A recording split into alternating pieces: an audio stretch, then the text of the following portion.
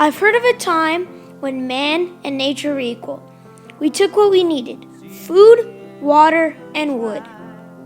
We appreciated it. Have you ever thought what is happening now that we do not appreciate the living beings around us?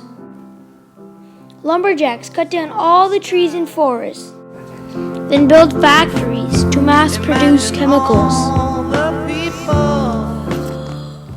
We will run out of air, killing Earth's life, exterminating all signs of life except for our dusty bones lying on the cold, lifeless ground.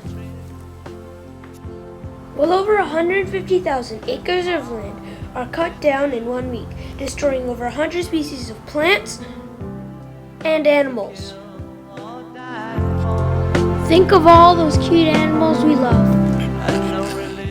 In 1 day, the amount of trees cut down is an estimated approximate size of a city as large as Tokyo. You may all think this is not true, but sometimes the truth is hidden from us when people throw around money.